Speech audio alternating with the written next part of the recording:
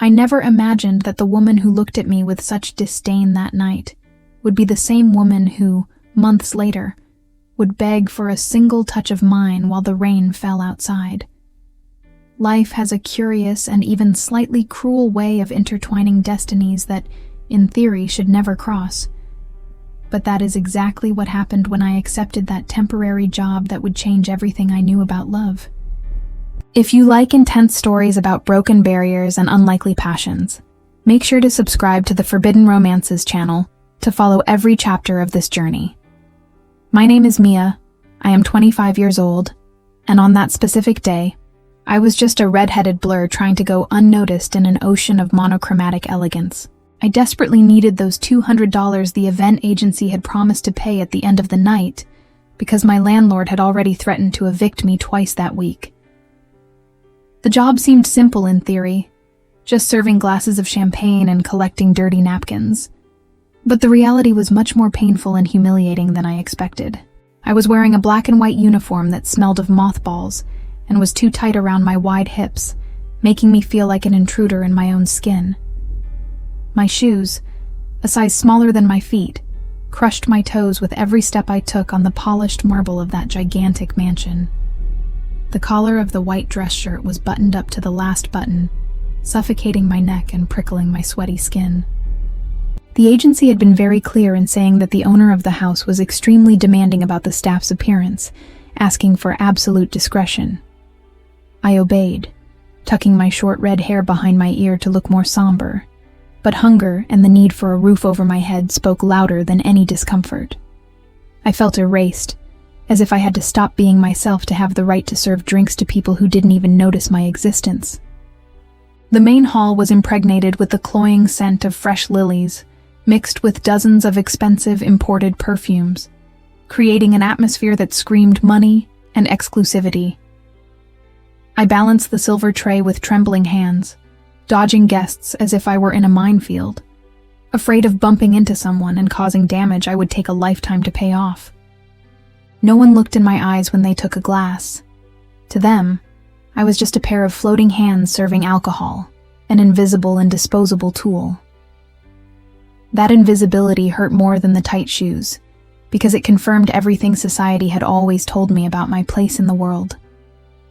I watched the women laughing loudly with their crystal glasses, showing off incredibly thin bodies wrapped in beige silk dresses and pastel tones, looking like fragile and perfect porcelain dolls.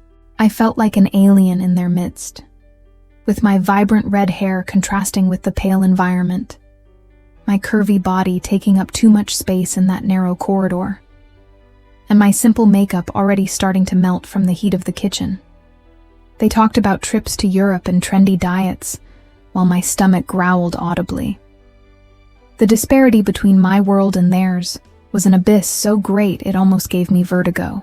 I tried to focus on the soft piano music playing live in the corner of the room, using the melody to calm the anxiety growing in my chest with every minute that passed. I counted the seconds mentally, calculating how much time was left until I could take off that damn uniform, grab my money, and go back to my safe chaos in the outskirts of the city. But destiny had other plans for me that night. Plans that began to unfold when the sound of conversations suddenly diminished. A reverent and heavy silence took over the room, causing all necks to turn toward the main staircase, as if royalty itself were about to descend. The catering manager snapped his fingers in my direction impatiently, pointing to the foot of the stairs, indicating that I should be ready to serve the hostess as soon as she reached the ground floor. I swallowed hard, adjusted my sore posture, and walked to the indicated spot, feeling the air conditioning suddenly feel colder on the back of my neck. That was when I saw her for the first time, emerging at the top of the staircase like an apparition, sucking all the air out of the room. She wore a long emerald green dress that seemed to have been sculpted on her body, highlighting a thinness that bordered on fragility, but which she carried with frightening elegance. Her black hair was long and wavy, falling over her shoulders like a cascade of dark silk, framing a face that was undeniably beautiful, but carried an expression of absolute coldness. She didn't smile at the guests waiting for her.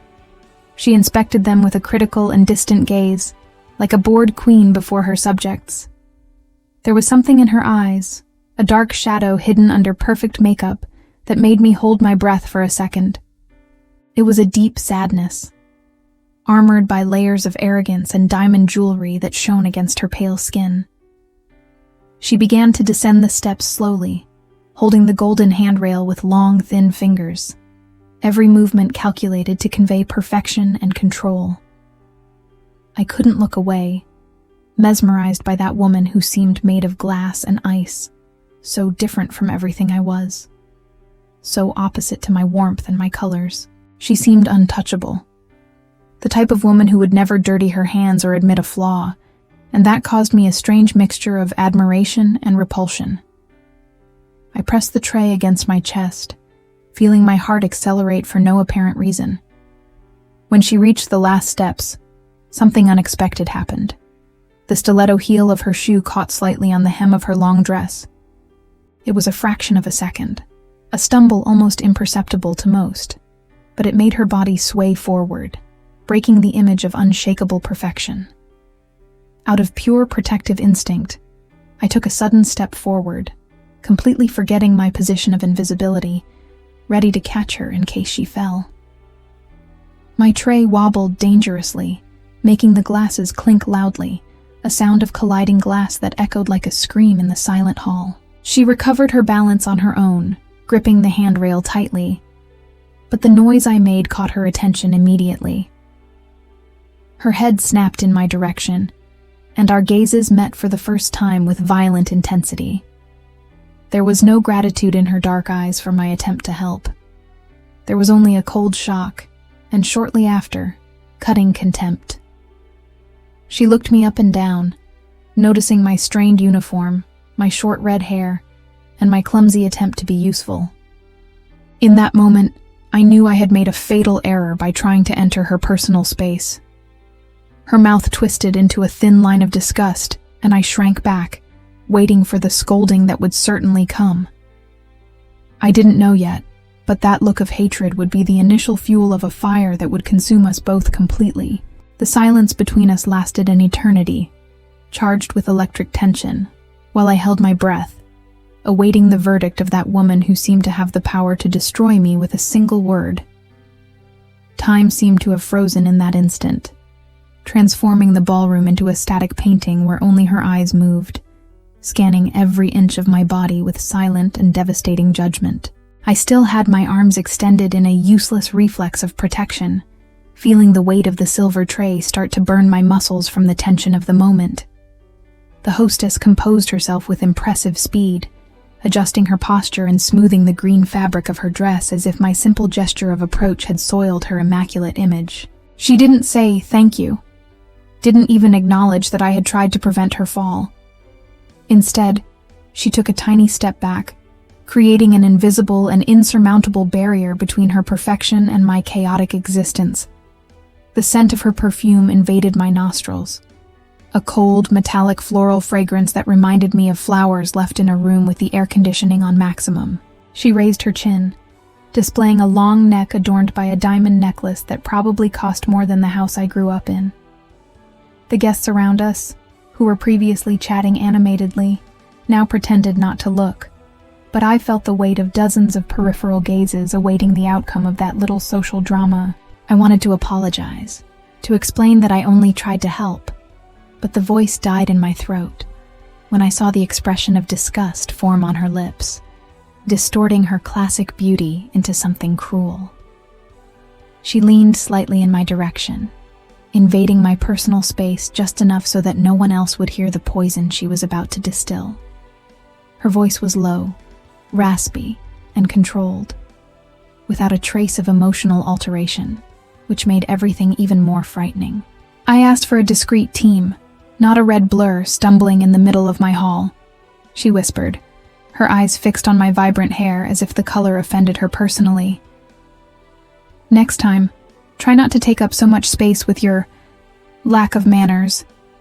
You are polluting my party. The words hit me like a physical slap across the face, making my cheeks burn in a violent mixture of shame and indignation.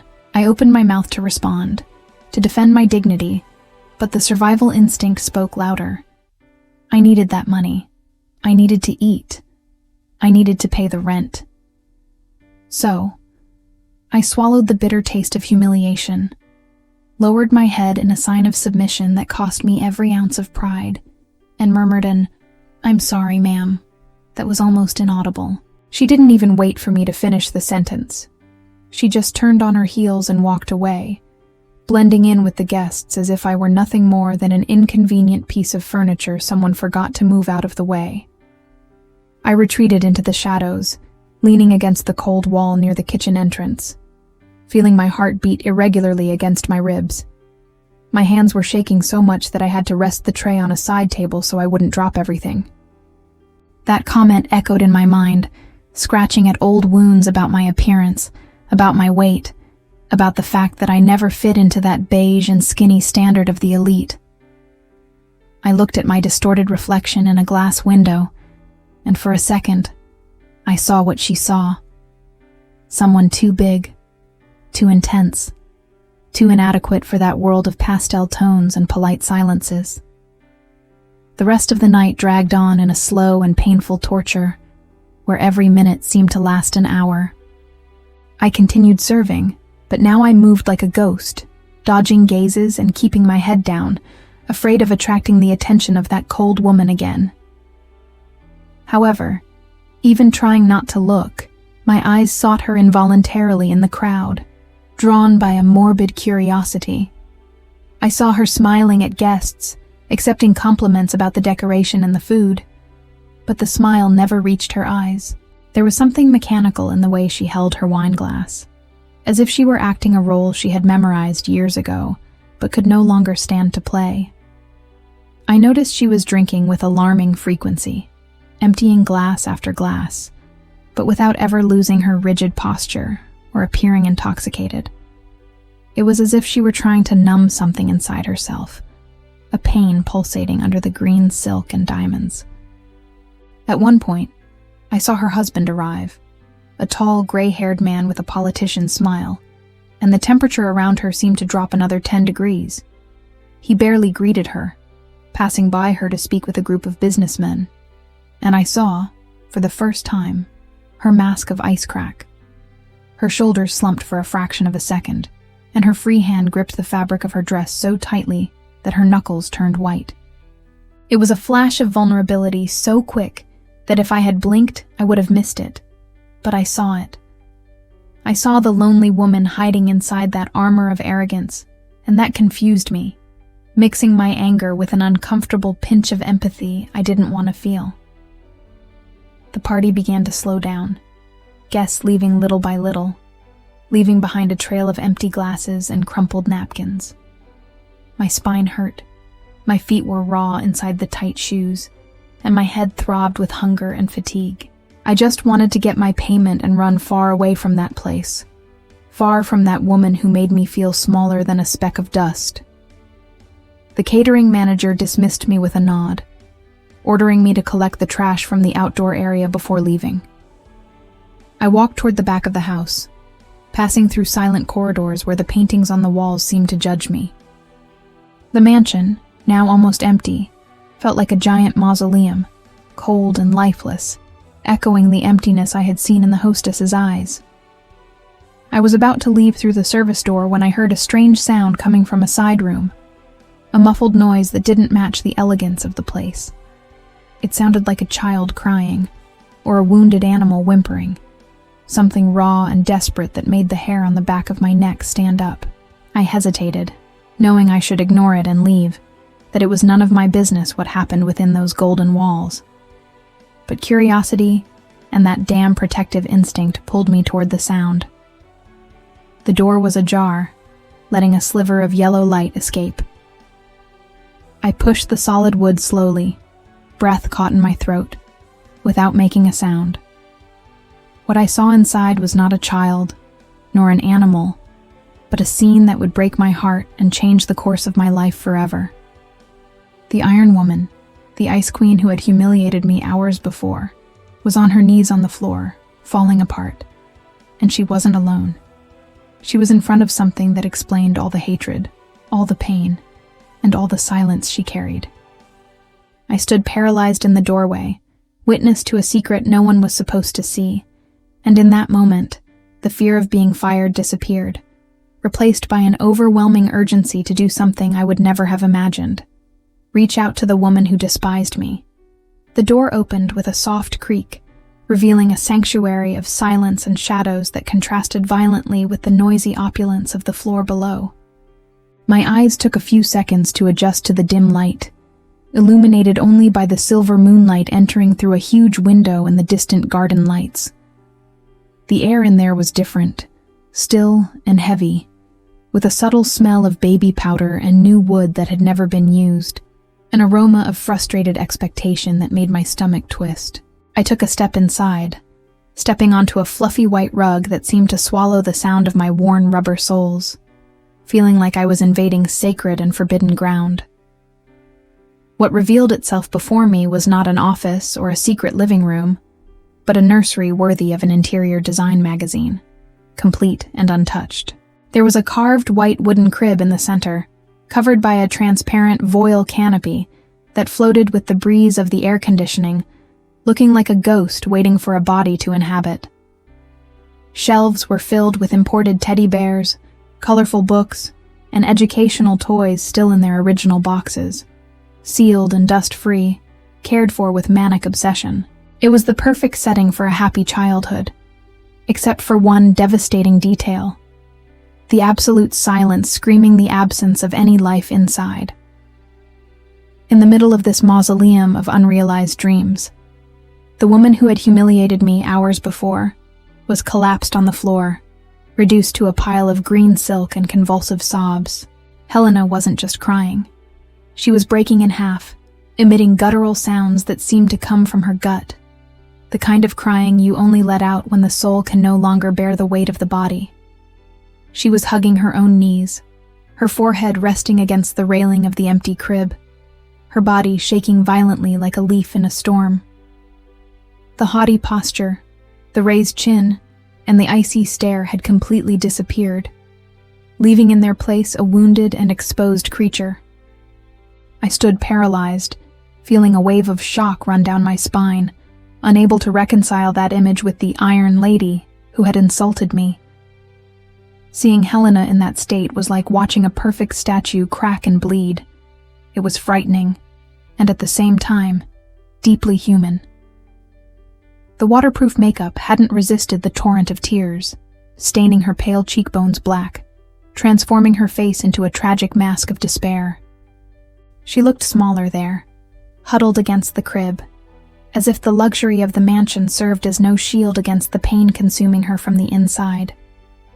My anger, which until that moment burned steadily in my chest, began to dissolve into something much more dangerous: compassion.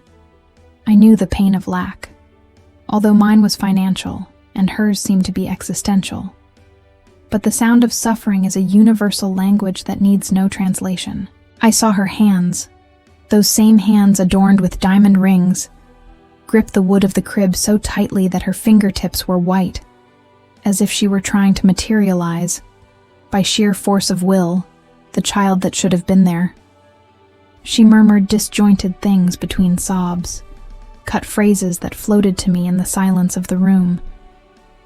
I heard words like useless, empty, and sorry, repeated like a mantra of self-flagellation that squeezed my heart.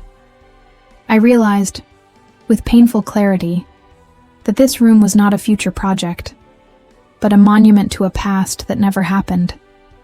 An open wound in the middle of that perfect house. Her loneliness was palpable, a physical entity filling the corners of the room where the crib reigned supreme and unoccupied. I should have turned around and run, pretending I never saw anything, preserving my job and her dignity. But my feet seemed to have taken root in that soft carpet, and my eyes couldn't look away from the trembling figure on the floor. Her humanity captured me. Beneath that layer of arrogance and prejudice, there was a woman who was bleeding, and that made her real to me in a way the rich boss would never be. I remembered how many times I cried alone in my damp room, wishing someone, anyone, would come in and tell me everything would be okay. Suddenly, Helena raised her head in a sharp movement, pulling in air forcefully, as if she were drowning. She groped the floor beside her and picked up something small and soft. A tiny white knitted booty that would fit in the palm of my hand. She brought the object to her face, pressing it against her lips and nose, inhaling the smell of clean wool with a hungry desperation, as if that were her oxygen. The scene was so intimate, so invasive, that I felt like a criminal for witnessing it. But the tragic beauty of that gesture kept me there, motionless. The contrast between the powerful woman at the party and the broken woman on the nursery floor messed up all my certainties. I realized her cruelty to me on the stairs wasn't about me, nor about my look. It was about her. It was about the frustration of seeing someone young, alive, and in her eyes, wasting life by being imperfect, while she, with all her manufactured perfection, couldn't have the one thing money didn't buy.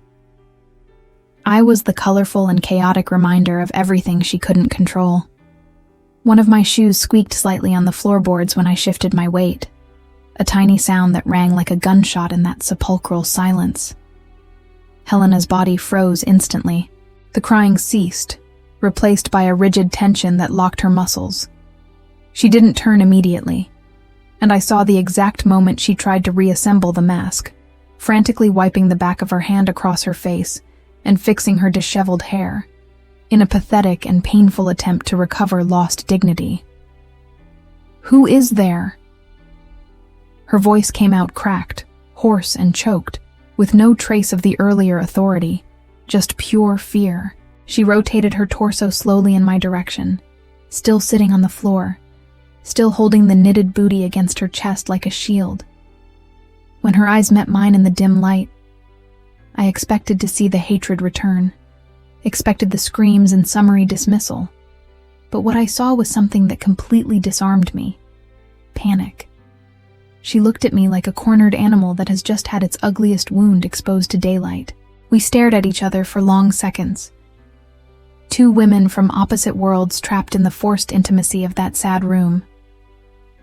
I could see her chest rising and falling fast, the smeared mascara running down her cheeks, the raw vulnerability pulsing in the air between us. I knew any sudden movement would make her close up again, perhaps forever. So, instead of retreating, I did the only thing my heart told me to, ignoring all the rules of etiquette and hierarchy that separated us. I took a slow step toward her, not as the invisible waitress, but as a woman seeing another woman suffer. And I let go of the silver tray onto an armchair, leaving my hands free for what would come next. I left the silver tray on the velvet armchair with the utmost care, but the sound of metal touching fabric seemed like thunder in that silence. My hands, now free, felt heavy and awkward by my side, tingling with the adrenaline of being about to cross an invisible and dangerous line. I walked toward her slowly, stepping on the plush rug as if approaching a wounded wild animal that could bite at any moment. Helena didn't retreat anymore because she was already against the crib railing, but her dark eyes followed my every movement with a mix of terror and fascination, as if she couldn't believe the audacity of that woman invading her pain. When I got close enough to feel the feverish heat radiating from her body, I didn't stand, looking down at her as she had done to me on the stairs. I knelt. I bent my knees to the floor, ignoring the pain in my joints caused by hours of work, and placed myself on the same level as her, eye to eye. The change in perspective was immediate. Down there, without the high heels, and without the queenly posture, she looked even smaller, a scared girl trapped in an adult woman's body. Her scent hit me with full force now, an intoxicating mix of expensive perfume, hairspray, and the salty, raw smell of tears, an aroma of sadness that no money could disguise. I knew I shouldn't ask stupid questions like, "Are you okay?" because the answer was stamped on her smeared makeup and the trembling hands that still clutched the wool booty. Instead, I acted on pure instinct. moved by a force that came from my own history of loneliness. I raised my hand slowly, giving her time to pull away if she wanted, and rested my fingers on her bare, bony shoulder.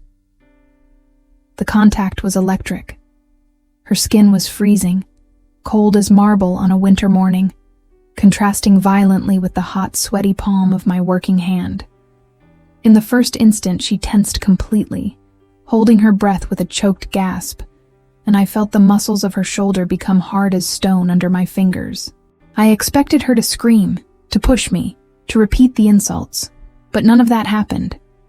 What I felt was something much more subtle and devastating. She shuddered.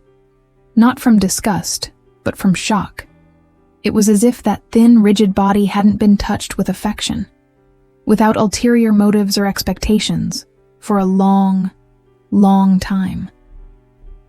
Her skin seemed thirsty, absorbing the warmth of my hand like dry earth absorbs the first rain.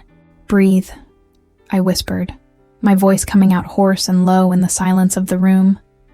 "Just breathe. I'm not going anywhere."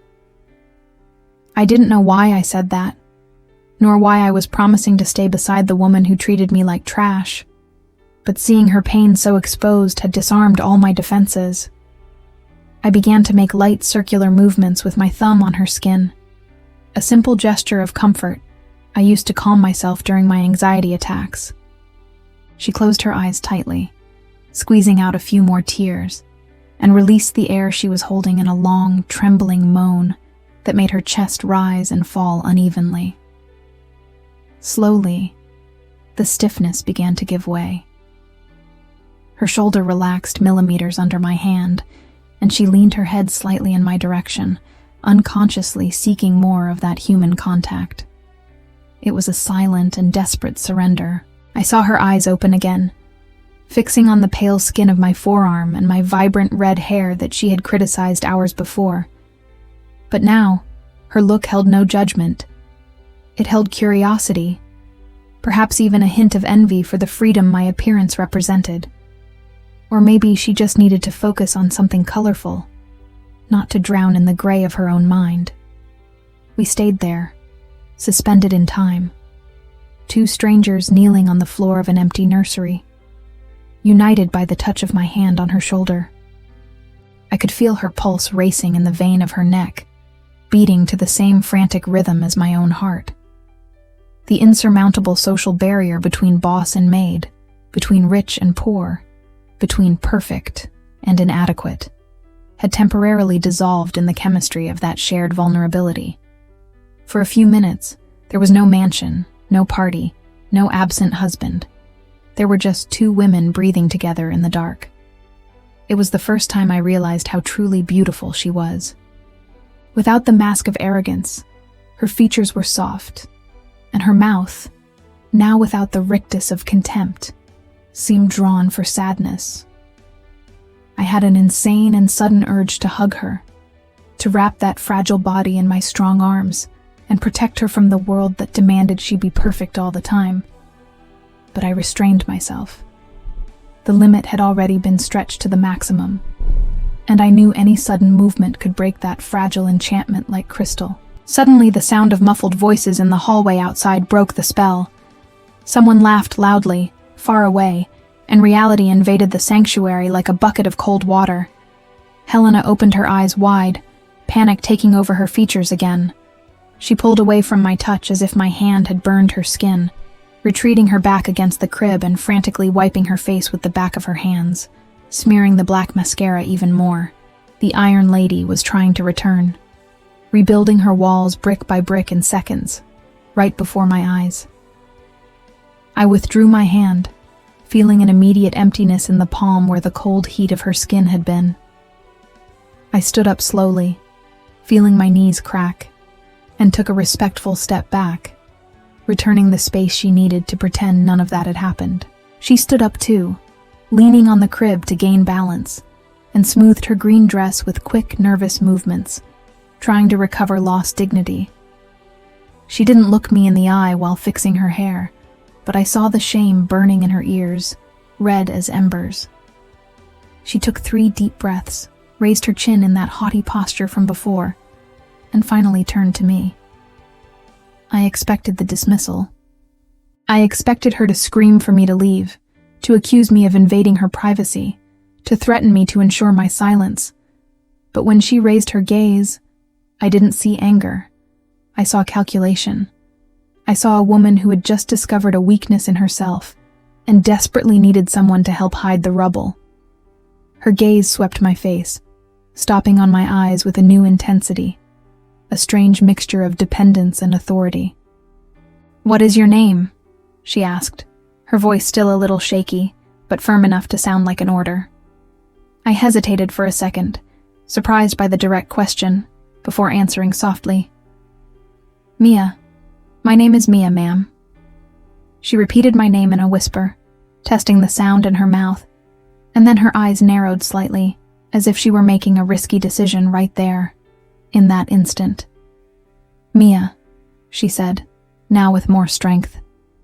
"Be here tomorrow at 9 in the morning. Do not use the service entrance. And for the love of God, wear something discreet, something that disguises those exaggerated curves of yours. We have a lot to talk about." Returning to that mansion the next morning was one of the most difficult and irrational decisions I have ever made. While the bus rattled through the potholed streets of my neighborhood toward the upscale part of the city, I repeatedly asked myself if I was going crazy. Why on earth would I go back to the lion's den to work with the woman who treated me like trash, just because I shared 5 minutes of strange crying with her? The logical answer was the money, of course. She had offered triple what I earned waiting tables, and my rent wouldn't wait for my dignity. But deep down, there was something else. A morbid and magnetic curiosity about who Helena was when the party lights went out. I arrived at the wrought iron gate promptly at 9 o'clock, as she had ordered. The security guard looked at me with suspicion, checking my ID twice before clearing my entry, as if my simple appearance were a threat. I walked through the service entrance, feeling the morning sun burn the back of my neck. But as soon as I entered the kitchen, the artificial cold of the air conditioning enveloped me again. The house was silent, a surgical and oppressive silence, very different from the noise of the party. There was no smell of coffee, nor toast, nor life. Just the sterile aroma of cleaning products with a lavender fragrance. Helena was in the living room, sitting in a white leather armchair, typing furiously on a tablet. If the night before she seemed to be falling apart, today she was rebuilt with steel and concrete. She wore an impeccable beige linen suit, without a single wrinkle, and her hair was tied in a low bun so tight it must have hurt her scalp. When I entered, she raised her eyes, and for a second, I saw a flash of recognition of the intimacy we had shared, but she crushed it immediately under a mask of professional indifference. For her, the episode in the nursery had been a delirium, something to be forgotten and buried. "You are punctual. That is a pleasant surprise," she said, without getting up, her voice cutting like glass. She didn't offer me a good morning, nor did she ask how I was. She stood up and walked toward me, stopping at a safe distance, as if I were contagious. "I dismissed my housekeeper this morning. I need someone for a different function, something that requires absolute discretion and a strong stomach. The agency said you need money. I need arms and silence. Can we do business?" I crossed my arms over my chest, feeling the fabric of my long-sleeved t-shirt cover me, trying to make myself look smaller next to that general's posture. "What kind of service?" I asked, trying to keep my voice steady, although I felt tiny next to her. Helena sighed, a sound of exhaustion that escaped inadvertently, and gestured for me to follow her. We went up the main staircase, my old sneakers squeaking on the marble, to the second-floor hallway. She stopped in front of the door of that room, the sanctuary of the previous night. "My husband travels all the time. He thinks this house runs by magic, but the truth is my life is an organizational chaos I hide very well," she lied, or at least told a half-truth, without looking me in the eye. "This room," It needs to be emptied. The boxes, the furniture, everything. I decided to turn it into an office. I don't want to look at this anymore. Her voice cracked on the last sentence, revealing the crack in the armor. She didn't want an office. She wanted to erase the physical proof of her maternal failure. I looked at the closed door and understood the game. She couldn't go in there alone. The pain was too physical, too dense. She needed me not to carry weight, but to be the buffer between her and the ghosts of that empty crib. She was hiring me to be the gravedigger of her dreams because I was the only one who saw the corpse of the dream last night. "I can do that," I replied, feeling a tightness in my chest. "But it will cost extra, and I won't wear a maid's uniform. I am an assistant." Helena stared at me, surprised by my audacity. A tiny, almost imperceptible smile touched the corner of her lips, not of joy, but of recognition that I wasn't as submissive as she thought. "Done," she said, extending her hand to seal the deal. I shook her hand and again felt that thermal shock, her skin cold, mine hot. This time, she didn't pull away as fast. "Payment is weekly, and, Mia, what happens in this house stays in this house. If you open your mouth about yesterday, I will destroy you." The threat was spoken with a calm tone, almost casual, but I knew she was serious. Even so, I didn't feel fear. I felt that it was a defense mechanism, a way for her to try to regain control after having exposed herself so much. I nodded, and she opened the bedroom door. Daylight entered through the window, illuminating the dust dancing in the air over the empty crib. The energy of the place was heavy, sad, as if the air inside had been holding its breath for years. "Start by boxing the clothes," she ordered, stopping at the threshold, refusing to enter. "I'll be in my room if you need anything. Don't disturb me unless it's an emergency." She turned on her heels and marched down the hall, the sound of her heels echoing like gunshots on the wooden floor. I was left alone in the doorway of the forbidden room, looking at the piles of baby clothes that were never used, with the price tag still intact. I entered and closed the door behind me, feeling like an intruder in someone else's pain. I started folding the tiny pieces of cotton, feeling the soft texture under my fingers. Every piece I put in the cardboard box seemed to weigh a ton. I could imagine Helena buying this, full of hope, perhaps caressing a belly that never grew. The sadness of that woman permeated the walls, and for the first time, I realized that her money was not a blessing, but a golden cage isolating her from the real world. I worked for hours in silence, immersed in Helena's emotional wreckage. Around noon, I found a box hidden in the back of the closet. Inside, there were no baby clothes, but dozens of pregnancy tests, all with negative results, dated from different months and years. There were also letters, crumpled handwritten drafts with trembling handwriting, addressed to her husband, begging for attention, for a touch, for a child. I felt physically sick reading a loose sentence. "I feel hollow inside, and you don't even notice." I put the paper away quickly, feeling I had touched an open wound, and it was at that moment that the door opened again, and Helena appeared, not with the boss posture, but with a glazed look and a glass of wine in her hand, in broad daylight. The following days turned into a strange and silent routine, where I became a colorful shadow inside that monochromatic mansion. I arrived early, past the security guard who no longer searched me with such rigor, and went straight up to the office, which was nothing more than the mausoleum of Helena's dreams being dismantled piece by piece. With every box I sealed with tape, I felt I was burying a piece of her hope. But what disturbed me most was not the morbid work, but what I witnessed in the intervals, when I went down to get water, or when the bedroom door was ajar. I began to understand that Helena's loneliness was not a product of chance, but a daily and cruel construction, built brick by the man with whom she shared a roof. Her husband, a businessman named Richard, was like a ghost in his own house. He left before the sun rose and returned when the moon was already high, and his presence was marked not by human warmth, but by the strong smell of expensive cigars and an aura of constant impatience. Helena, on the other hand, orbited around his absence with pathetic dedication. I saw her, from the crack of the door, organizing his tie for the next day, checking his schedule with the secretary, ensuring his favorite whiskey was poured into the exact crystal glass the moment he walked through the door. She performed the role of perfect wife with military precision, but the stage was always empty.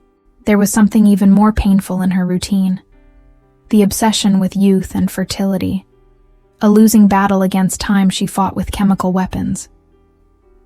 Every morning, I saw her at the kitchen island, lining up dozens of bottles of vitamins, hormone supplements, and imported pills. She swallowed that cocktail of tablets with warm water and lemon, making a face of disgust, as if she were taking poison in the hope it would cure her soul. Then came the creams, the facial treatments, the reducing massages.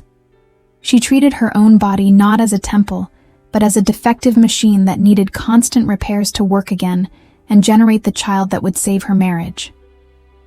On a Thursday night, a summer storm fell over the city, trapping us all inside the house. I had stayed later to finish organizing the books, and when I went down to leave, I found a scene that locked my feet on the last step of the stairs. Richard had arrived earlier, which should be a reason for joy, but the mood in the dining room was icy. They were sitting at opposite ends of the long, dark wood table, separated by silver candlesticks and an abyss of silence. Helena was radiant, wearing a navy blue silk dress and sapphire earrings, trying desperately to get his attention, while he scrolled through his phone screen with evident boredom.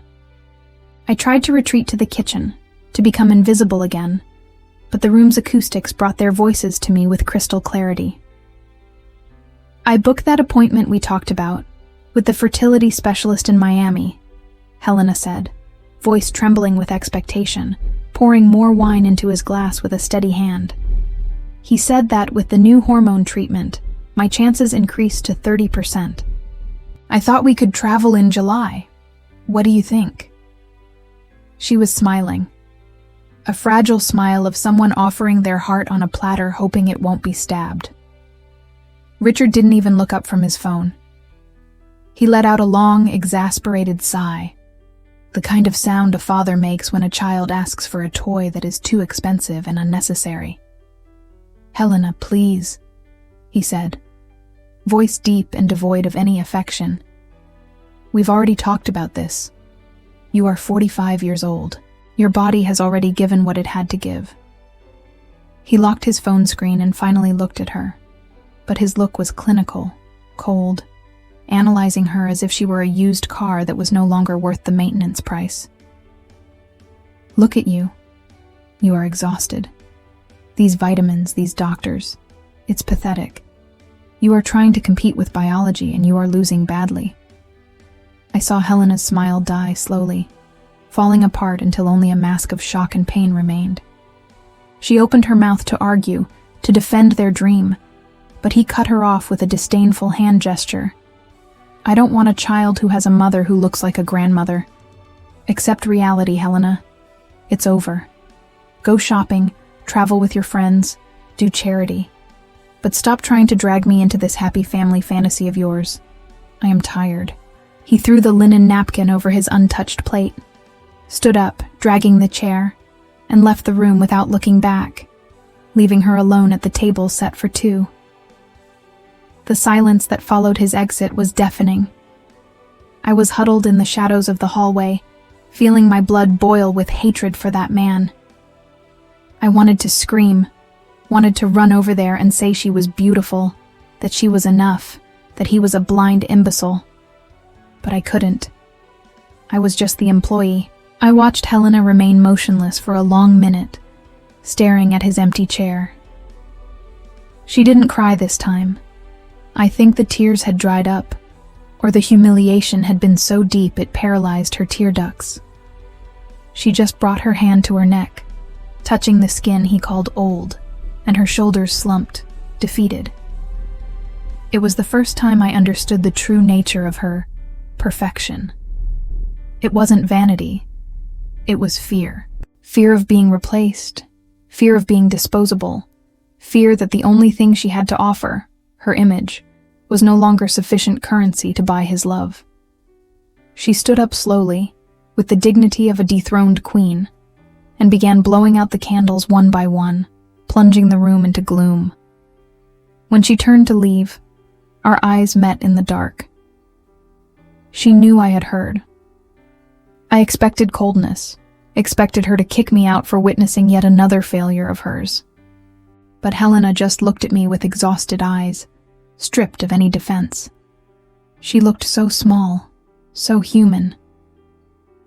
"Go home, Mia," she whispered, voice hoarse.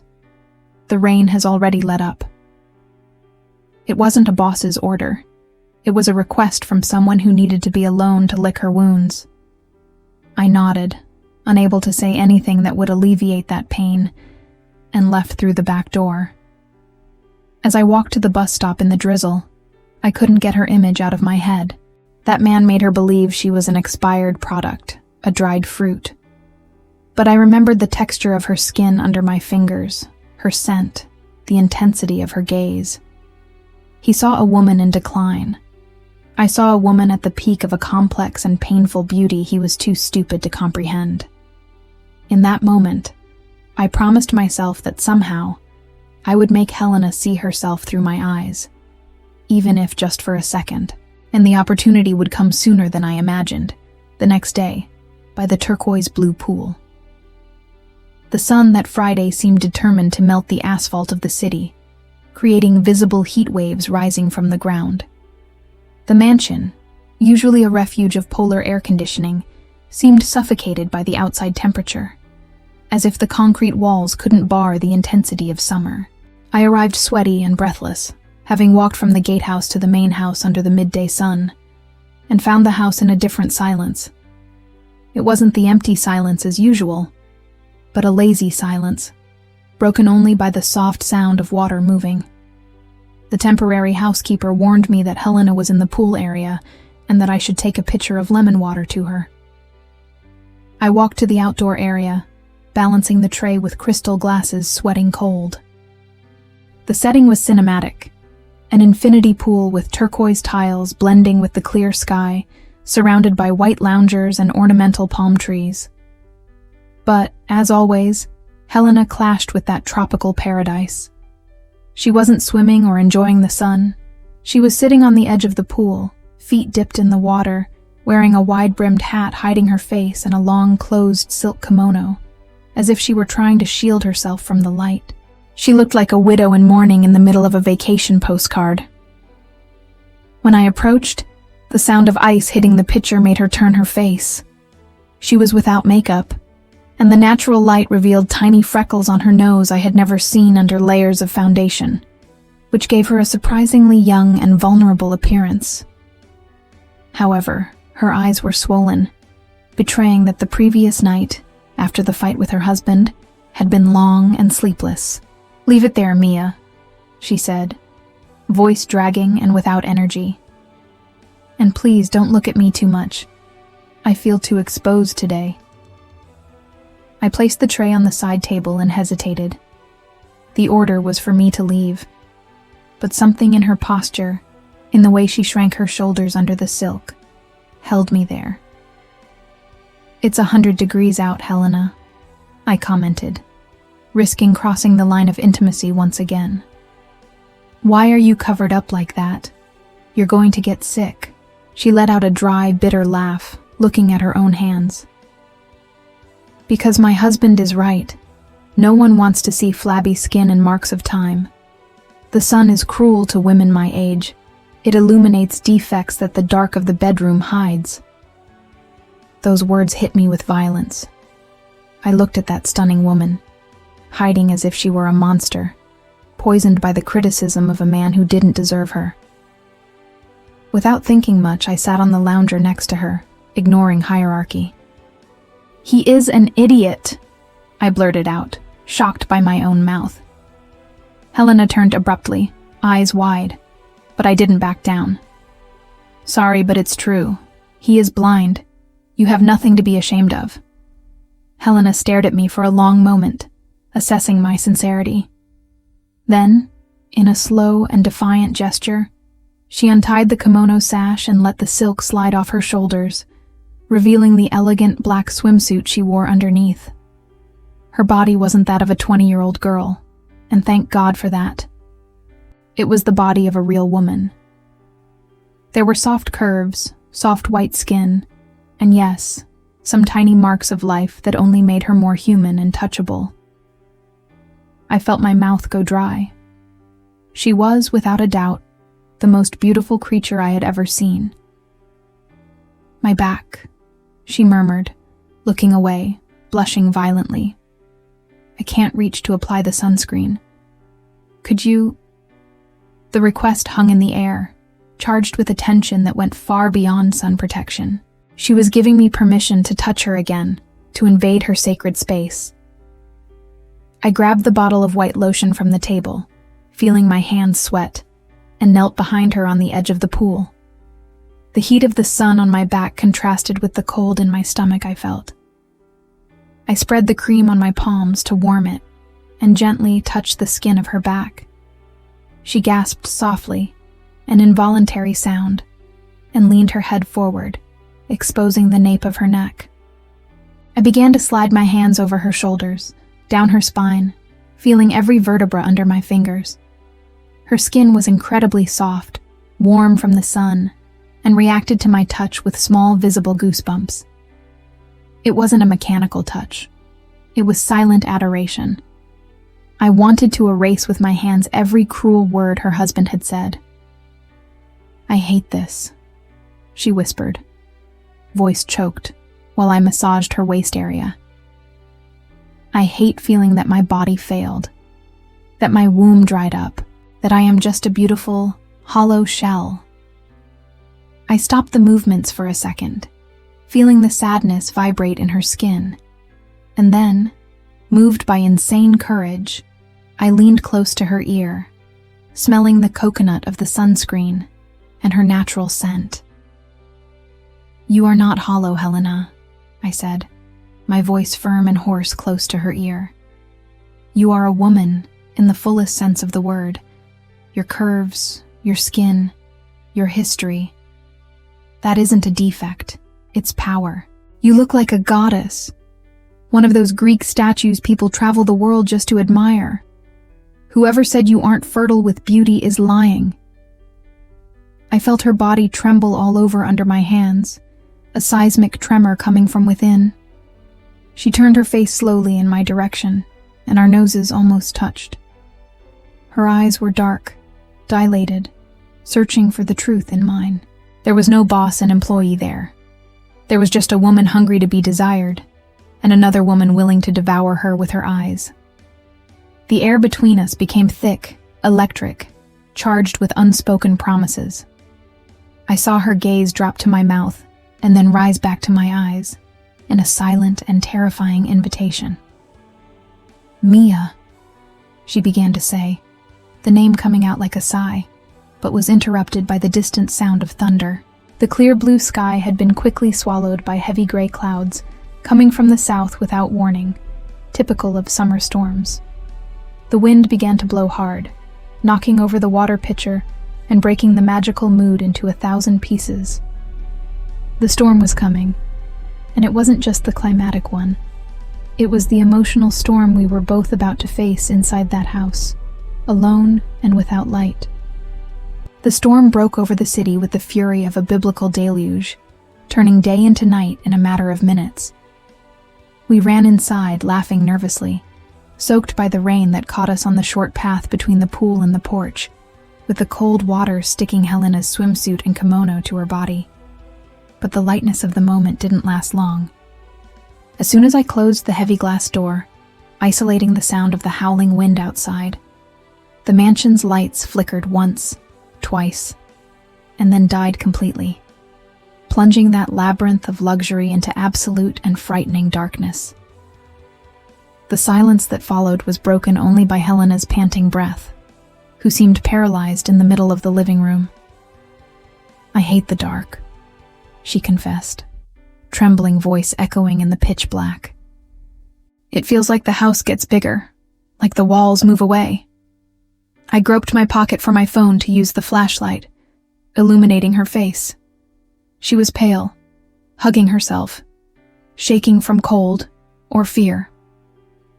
"I'll get candles," I said, taking control to calm her. I found some decorative candlesticks and an open bottle of wine in the kitchen. When I returned, we improvised a shelter on the living room rug, away from the windows vibrating with thunder.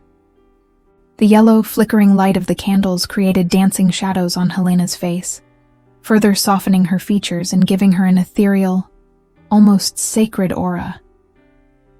We sat on the floor, shoulder to shoulder, wrapped in blankets I pulled from the sofa. The red wine looked like dark blood in the crystal glasses, and we drank in silence for a while, listening to the rain punish the roof.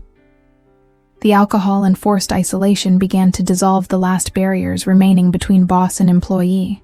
Helena stared at the candle flame, hypnotized, and I looked at her, unable to look away from the curve of her neck, where a drop of rainwater ran down slowly.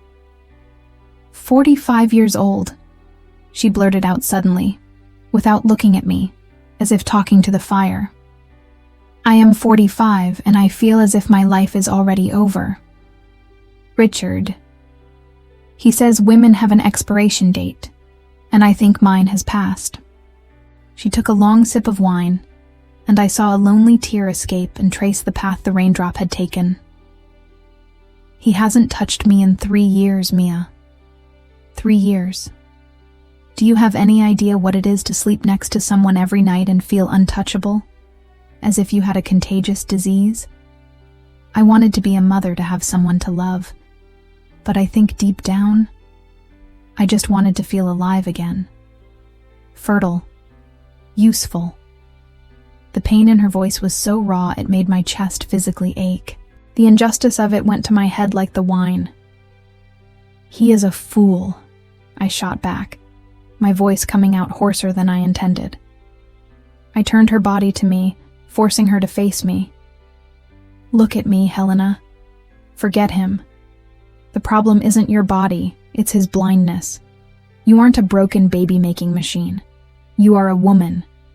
And you are the most passionate, complex, and beautiful woman I have ever seen in my life." Helena widened her eyes, face bathed in the golden candlelight. Her breath hitched. "You can't be serious," she whispered, but didn't pull away. On the contrary, she leaned millimeters in my direction, as if she were a magnet being pulled by metal. "I am old, Mia. I am broken." "You are perfect," I replied, and moved by a courage only the storm could give me. I raised my hand and touched her face. My thumb caressed her cheek wet with tears, going down to the corner of her mouth. Her skin burned under my touch. Helena closed her eyes and let out a low moan, leaning her face against my hand, seeking that contact desperately. "Make me feel alive, Mia," she asked, in a whisper that was almost a cry for help. "Please, make me forget that I am hollow." I didn't need a second invitation. I leaned forward and pressed my mouth to hers. The kiss wasn't soft.